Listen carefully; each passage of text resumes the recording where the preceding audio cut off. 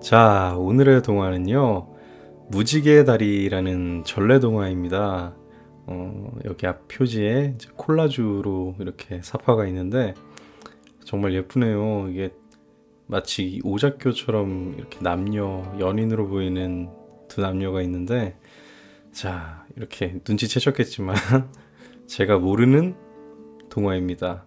또, 오늘도 당연히 별똥이 엄마도 모르고요. 저도 알고 보니까 전래동화는 모르는 게 참 많더라고요. 그래서 좀 더 많이 동화를 알게 되는 그런 기회인 것 같습니다. 상부상조라는 좀 사파와는 왠지 어울리지 않는 사자성어가 있네요. 한번 들어가 보겠습니다. 무지개 다리. 아주 오랜 옛날에는 사람들이 하늘나라에서 살았대요. 그곳에서는 자기가 맡은 일만 열심히 하면 아무런 걱정 없이 천년만년 행복하게 살 수 있었죠. 그런데 한 젊은 총각이 어여쁜 처녀와 사랑에 빠졌어요. 문제는 그 총각과 처녀가 맡은 일을 내팽개쳐놓고 매일같이 놀기만 했다는 거예요. 결국 옥황상제도 그 일을 알게 되었어요. 이런 게으른 것들, 너희가 맡은 일을 하지 않아 하늘의 질서를 어지럽혔으니 지금 당장 하늘을 떠나 땅으로 내려가거라. 옥황상제의 호통에 총각과 처녀는 뒤늦게 후회하며 빌었어요. 땅에는 거친 흙과 돌뿐인데 저희 보고 어찌 살라 하십니까? 제발 저희를 불쌍히 여기시어 용서해 주십시오. 옥황상제는 총각과 처녀가 진심으로 잘못을 뉘우치자 땅에서도 살 수 있도록 해주겠다는 약속을 했어요. 그리하여 총각과 처녀는 땅으로 내려갔어요. 그런데 거칠고 메마른 땅은 온데간데 없고 아름답고 풍요로운 세상으로 변해 있었어요. 구석구석 나무가 울창하고 꽃이 만발했지요. 내가 너희를 가엾게 여겨 먹고 살 수 있도록 해주었으니 열심히 일하며 살도록 하여라. 그리하면 복을 누릴 것이고 그렇지 않으면 큰 벌을 받을 것이니라. 총각과 처녀는 옥황상제의 말을 마음 깊이 새겨들었어요. 세월이 흐르고 흘러 둘 사이에 예쁜 아이들이 생겼어요. 그 아이들이 자라서 아이를 낳고 또 그 아이들이 자라서 아이를 낳았지요.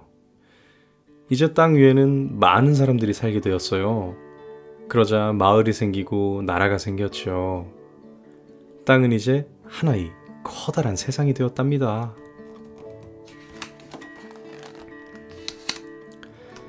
그런데 평화롭던 세상에 문제가 생겼어요. 사람들이 많다 보니 싸움이 자주 일어났지 뭐예요. 처음에는 둘이 벌인 싸움이 넷이 되더니 나중에는 아예 편을 갈라 전쟁을 벌였어요. 총각과 처녀의 다짐은 이제 사람들의 마음속에 남아있지 않았어요. 그 모습을 지켜보던 옥황상제는 땅 위의 사람들을 괘씸하게 생각했어요. 이 어리석은 사람들 같으니라고. 열심히 일하며 살지 않으면 내가 큰 벌을 주겠다고 한 것을 벌써 잊었단 말인가? 싸울 틈이 없도록 고생을 시켜야겠군.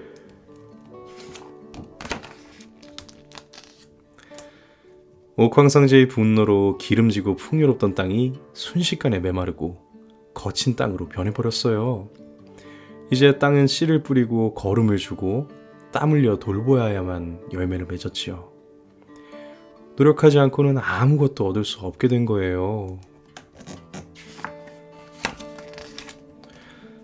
그런데 또 다른 문제가 생겼어요. 슬슬 꾀를 부리는 사람들이 생겨난 거예요. 그들은 다른 사람들이 일할 때는 빈둥거리며 놀다가 추수할 때가 되면 나타나 농사 지은 것들을 모두 빼앗았어요. 물론 옥황상제도 이 사실을 알게 되었지요. 옥황상제는 사람들에게 더 큰 벌을 내렸어요.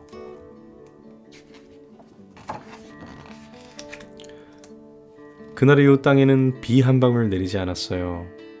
거북 등짝처럼 땅이 쩍쩍 갈라지고 뽀얀 흙먼지가 풀썩풀썩 날렸죠.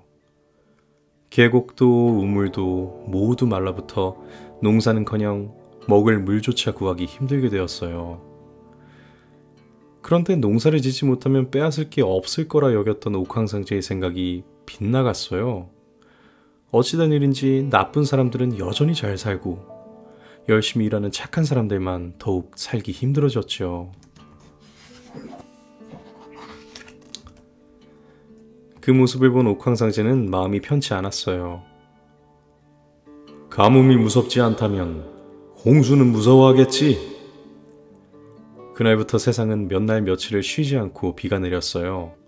하지만 착한 사람들만 더욱더 고통스럽게 되었지 뭐예요. 옥황상제는 나쁜 사람들을 벌주기 위해 한 해는 흉년이 들게 하고 그 다음 해는 풍년이 들게 하고 또 그 다음 해는 홍수가 나게 했답니다.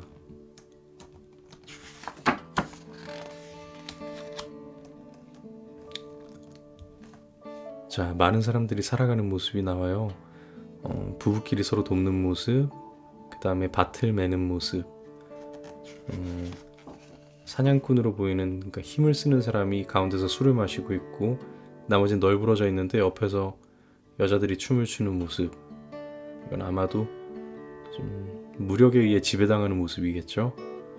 그리고 남자들이 도구를 가지고 또 경작을 하는 모습도 있습니다. 그러나 아무리 홍수와 가뭄으로 벌을 내려도 나쁜 사람들은 절대로 반성할 줄을 몰랐어요. 옥황상제는 고개를 절레절레 흔들며 한숨을 내쉬었어요. 더 어찌할 방법이 없구나. 다만 착하게 살다 죽은 사람을 하늘로 데려와 편안히 살도록 하는 수밖에. 옥황상제는 하늘과 땅 사이에 7빛깔 무지개 다리를 놓았어요. 그런 다음 착하게 산 사람들만 무지개 다리에 오르도록 했죠.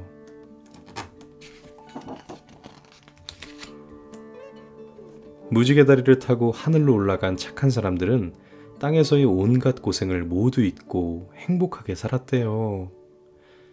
나쁜 사람들은 어떻게 되었냐고요? 남의 것을 빼앗고 나쁜 일만 일삼던 사람들은 당연히 지옥으로 떨어져 영원히 벌을 받았지요.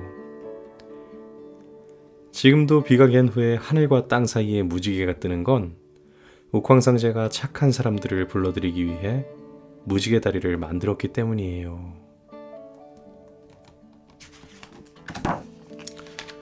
자, 오늘의 이야기가 끝이 났습니다. 네, 어디선가 많이 들어본 내용이죠? 성경의 창세기에 나오는 내용과 거의 비슷한 것 같아요. 네, 세상이 처음 열리고 이 세상에서 한정된 삶을 살면서 개척을 해서 살아가야만 했던 이 사람들이 우리는 어떻게 온 것일까?